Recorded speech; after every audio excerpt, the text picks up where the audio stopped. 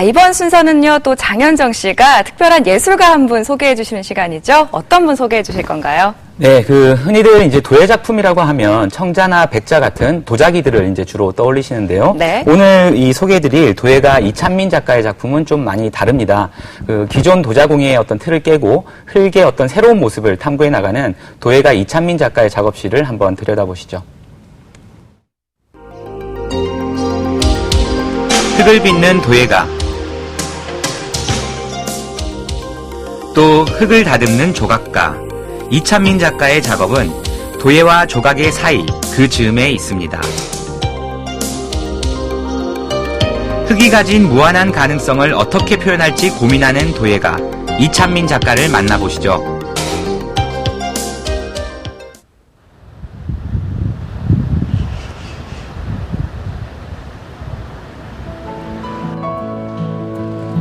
한창 작업에 몰두하고 있는 이찬민 작가.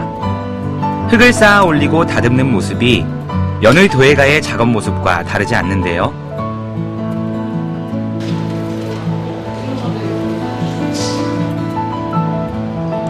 작업실에 많은 작품 중 눈에 띄는 작품이 있습니다. 도자라기보다는 마치 나무를 조각해 놓은 것처럼 보이는데요.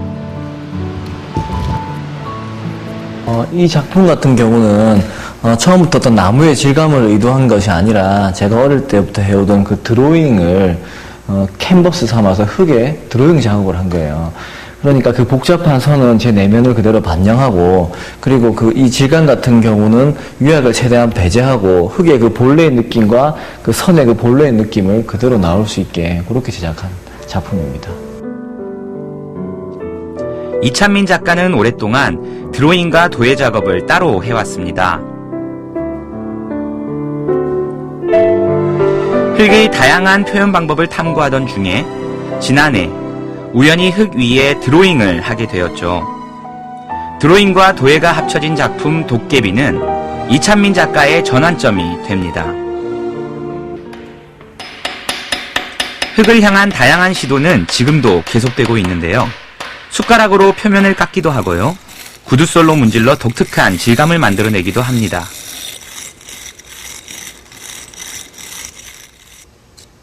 이 과정에서 작가의 작품 속 하나의 특징을 발견하게 되는데요. 바로 이 그로테스크한 분위기입니다. 예전에 작업을 하기 전에 감정 기복이 심해서 되게 이제 정신적으로 어떤 그런 시기가 있었어요. 근데 흙을 접하면서 그런 것들이 융화되고 지금의 저로 있게 되었거든요. 그래서 지금 제 작품들을 보면 어딘가 모르게 불완전하고 그로테스한 느낌이 있는데, 그것들은 제 감정의 찌꺼기들인 것 같아요. 그러니까 이 작품들을 만들면 만들수록 저는 더 밝아지고 그리고 긍정적이 되는 그런 느낌을 받아요. 작품의 형태를 정하지 않은 채 아이디어만을 가지고 감정을 즉흥적으로 흙에 쏟아내는 이찬민 작가.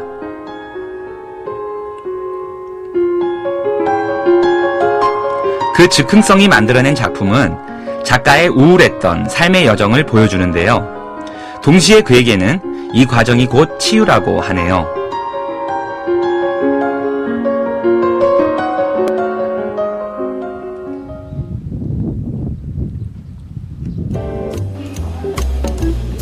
세계 최초 건축도자 미술관인 김해 클레이아크 미술관.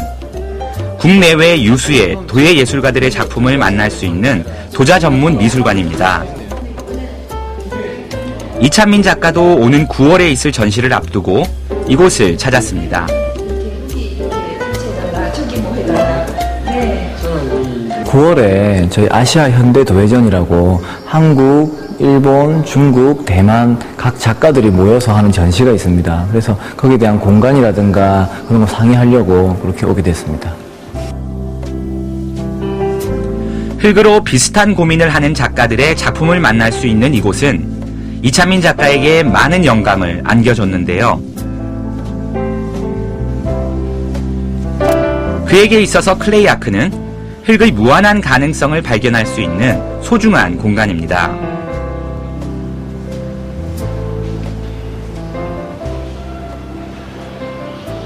김해 클레아크는 저희 도예 거장 작가들 분들도 많이 전시를 했고, 저도 또한 그 전시에 와서 그 전시를 보고 큰 영감을 받은 장소예요.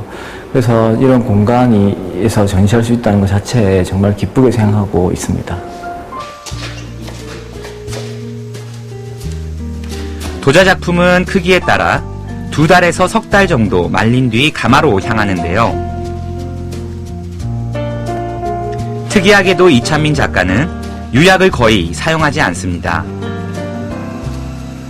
제가 흙을 선택하게 된 계기가 즉흥적인 그 드로잉의 그 느낌과 흙의 그 가소성이 일치하기 때문에 제가 선택을 했거든요.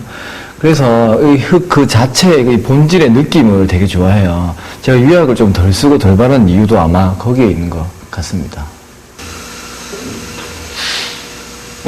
작가의 손을 떠난 흙은 1200도가 넘는 가마 안에서 3일 정도를 견뎌야 합니다. 흙은 어떤 모습으로 작가 앞에 서게 될까요? 그리고 작가는 관객 앞에 어떤 작품을 선보이고 싶은 걸까요?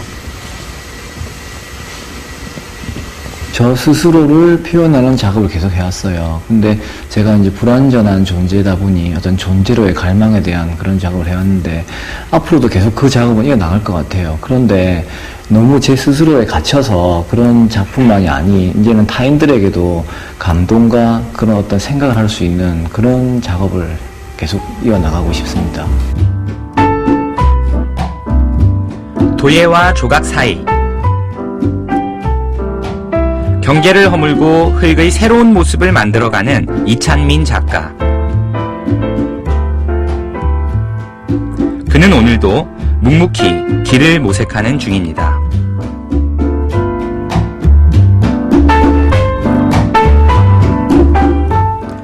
네, 클레아크 김해미술관에서 오는 9월 열릴 그 아시아 현대 도예전은 지난 2004년 시작해서 올해로 벌써 11회째를 맞는 행사인데요. 해가 거듭될수록 그 전시나 또 규모나 형식 면에서 상당히 많이 발전을 하면서 네. 지금은 아시아 그 시내 어떤 그 도예 작가들이 많이 참여하는 굉장히 큰 행사로 이렇게 발전하고 있습니다.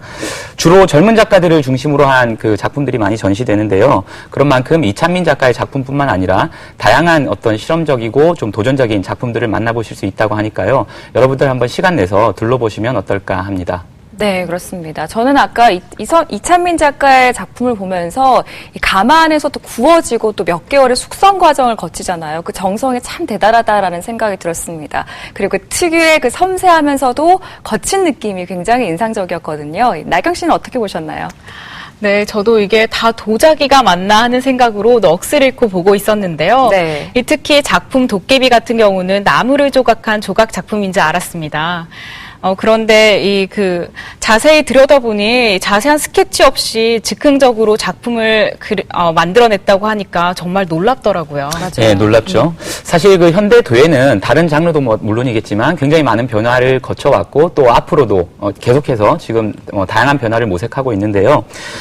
이찬민 작가처럼 이렇게 드로잉 기법을 접목한다든지 아니면 다양한 매체들을 활용한 여러 가지 실험적인 도예 작품들이 계속 나오고 있습니다. 네. 이찬민 작가의 행보가 부산 도예에 좀 새로운 바람이 되기를 한번 기대해 봅니다. 그렇습니다. 이찬민 작가의 앞으로 활동 기대해 보면서요.